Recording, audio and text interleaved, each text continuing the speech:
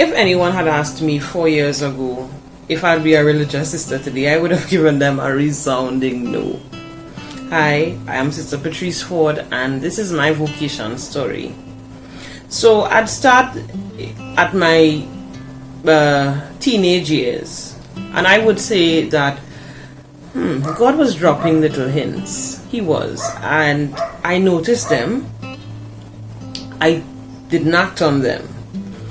Anyway, throughout my teenage years, I was involved in church, more so specifically in the youth ministry. That was a really fruitful ministry for me.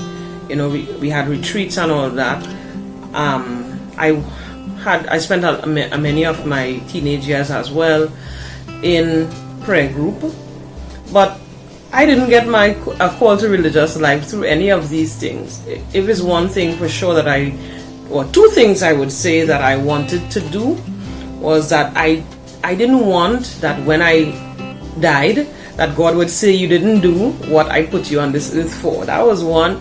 And the second one was that I always wanted to leave my mark on society. So that was all that I wanted at that point in time. Anyway, coming down to the end of my 20s, I felt like even though I had academic and job and other accomplishments and material things, they weren't bringing me the satisfaction or that deep fulfillment internally that I guess I was looking for. So I sought spiritual direction. My spiritual director led me to speak with Sister Angela. I'd like to note that when I came to speak to her, it was not for anything about religious life. It was just to figure out the dilemma that was going on in my life. Anyway, after a few sessions with her, she said that, I'm hearing that you're at crossroads and you cannot make a decision as to whether you want to go straight, left, or right.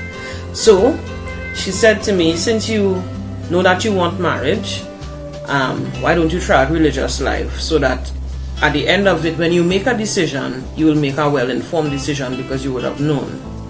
So I was offered 6 months to stay with the sisters and to experience a lived experience in religious life. And so at the end of the 6 months, I left and I told myself, well, that's it. I'm not going back. That is not for me. Anyway, 6 months after that, after leaving, I remember, I got a few signs. God was still dropping these hints for me.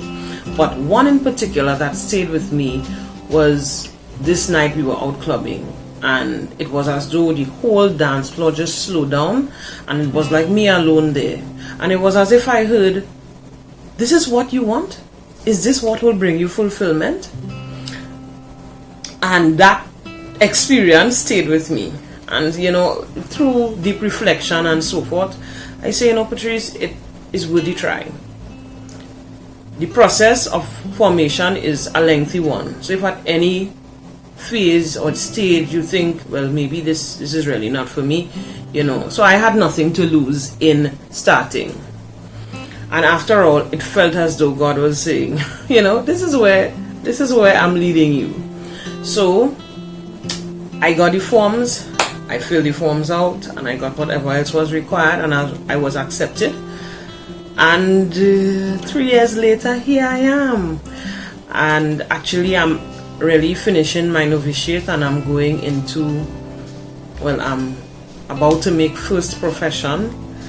And I would just say that my experience of religious life, like everything else in life, is bittersweet. It has its good and it has its bad. It has its challenges and it has its happy moments. But through it all, I think there will always be a struggle with my will and God's will. My will and God's will. And the ideal is that they both align. And I think that finally our wills are aligning. And really and truly, I feel happy within. I feel like God is really confirming that He wants me here. And I know that He is guiding me here. And I will not be afraid because He is with me. So my advice to any young woman who might be thinking of religious life, take the plunge, dive in.